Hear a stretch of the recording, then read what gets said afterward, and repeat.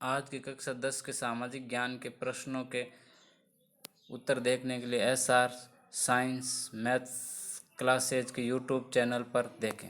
प्रश्न संख्या 1, स्वराज पार्टी के निर्माता कौन थे? स्वराज पार्टी की स्थापना 1 जनवरी 1923 को पंडित मोतीलाल नेहरू एवं चित्तरंजन दास ने की थी। इस पार्टी की स्थापना का उद्देश्य जब 1922 में चौरी चौरा कांड हुआ था, तब कांग्रेस पार्टी व गांधी जी के द्वारा असहयोग आंदोलन को वापस ले लिया गया, जो 1920 में प्रारंभ हुआ था। उसकी खिलाफत करने के लिए कांग्रेस पार्टी से कांग्रेस खिलाफत स्वराज पार्टी नाम से एक नया दल बना और ये दल 1925 में वापस कांग्रेस पार्टी में विलय हो गया।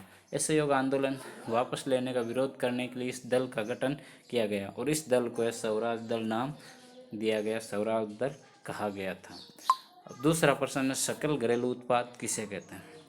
सकल घरेलू उत्पाद, जिसको अंग्रेजी में जीडीपी कहते हैं, ये जीडीपी अर्थव्यवस्था की माप होती है जो एक वर्ष के अंदर उस देश के द्वारा उनकी अर्थव्यवस्था में की गई तरक्की के बारे में जानकारी देती है। जीडीपी निकालने के लिए एक सूत्र होता है जो किसी भी राष्ट्र की अर्थव्यवस्था का निर्धारण करता है।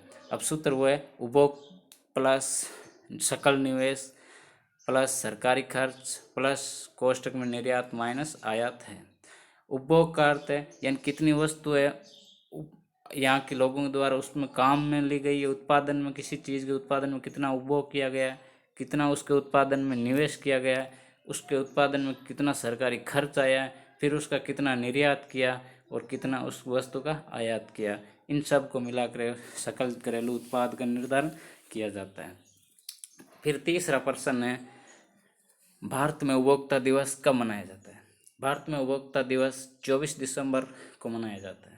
इसको मनाने का उद्देश्य है कि भारत में 24 दिसंबर 1986 को पहली बार उपभोक्ता संरक्षण अधिनियम को राष्ट्रपति के द्वारा स्वीकार कर लागू किया गया, क्योंकि उपभोक्ता का मतलब है उपयोग करने वाला या ग्राहक।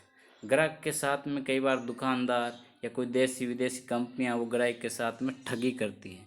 वो सामान या तो कम तोलने में कम ज़्यादा दे देते हैं या निर्धारित कीमत है उससे ज़्यादा कीमत वसूल लेती है। तो उनको रोकने के लिए है, ग्राहकों को के हितों की रक्षा के लिए उपभोक्ता दिवस से वो अधिनियम लागू किया गया, बनाया गया। और उपभोक्ताओं को जागरूक करने के लिए यानी ग्राहकों को जागरूक करने के लिए 24 दिसंबर के दिन पूरे भारत में इस दिवस को मनाया जाता है और विश्व स्तर पर उपभोक्ता दिवस 24 मार्च को मनाया जाता है। फिर उसके बाद में चौथा प्रश्न है, छिपी बेरोजगारी किसे कहते हैं? इसको कम करने के सुझाव बताइए। तो छिपी बेरोजगारी का मतलब है परछन बेरोजगारी। छिपी बेरोजगारी भारत की सबसे बड़ी समस्या है, क्योंकि भारत एक कृषि प्रधान देश है और यहाँ की ज़्यादातर जनसंख्या खेती पर निर्भर है। खेती में जहाँ 4 आदमी की आवश्यकता होती है, वहाँ परिवार के 10 सदस्य कार्य में लगे रहते हैं। और भारत की जो खेती है वो मौसमी यानी बरसात पर निर्भर है। 4 महीने काम होता है, 8 महीने बेरोजगारी है। इसको हम छिपी बेरोजगारी कहते हैं। छिपी बेरोजगारी कम करने के सुझाव है कि अनावश्यक जो श्रमिक है, जहाँ खेती में 4 आदमियों की ज़रूरत है, वहाँ बाकी के 6 आदमियों को दूसरा अन्य रोजगार करना चाहिए। या लोग आज जो परिवार के जो सदस्य हैं उनके बीच में कार्य विभाजन कर देना चाहिए। यह मौसमी खेती पर निर्भरता कम करनी चाहिए। भाई नलकूप है या सिंचाई के साधन है उनको बढ़ावा देना चाहिए। जनसंख्या वृद्धि है उसको रोकना चाहिए। शिक्षा को ज़्यादा बढ़ावा देना ताकि लोग ज़्यादा शिक्षित होंगे, वो रोजगार करने में सक्षम होंगे। तकनीकी प्रशिक्षण का अभाव है तो लोगों को ज़्यादा से ज़्यादा टेक्नोलॉजी के बारे में जानकारी दी जाए ताकि वो है खुलकर अपना रोजगार कर सके या गुप्त रूप से या घर में छिपकर न बैठे रहें। फिर 5वां प्रश्न है, सूचना का अधिकार अधिनियम क्या है? इसके 4 लाभ बताइए। तो सूचना का अधिकार अधिनियम विश्व में सर्वप्रथम स्वीडन देश, जहाँ पर 1766 में इसको लागू किया गया था। भारत में 1923 के अंदर अंग्रेजी सरकार के द्वारा इस बात पर प्रतिबंध लगा दिया गया कि कोई भी व्यक्ति किसी भी प्रकार की सरकार से सूचना प्राप्त नहीं कर सकता।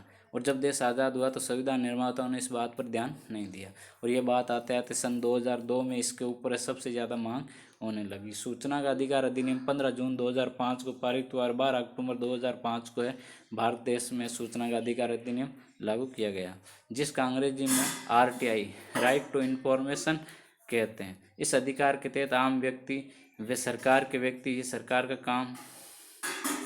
का आम जनता के प्रति उत्तरदायी है या नहीं, ये संस्था के द्वारा किए जा रहे कार्य के बारे में जानकारी मांगने का अधिकार है प्रत्येक व्यक्ति को। तो अब सूचना के अधिकार से हमें क्या चार लाभ हुए। एक तो है जो भ्रष्टाचार है उसमें कुछ कमी हुई है। एक जो कार्य जो सरकारी कार्य हो रहे हैं उनमें गुणवत्ता में सुधार हुआ है। एक जो सरकारी योजनाएं हैं उनका पूरा पैसा है आम जनता तक पहुंच रहा है। तो इस प्रकार से कई और लोगों की काम के प्रति सरकार के प्रति रुचि बढ़ी है। तो इस प्रकार से ये सूचना अधिकार के हमें लाभ प्राप्त हुए हैं। SR science maths classes channel को लाइक करें, सब्सक्राइब करें, शेयर करें और पास की घंटी के चिन्ह को दबाएं। धन्यवाद।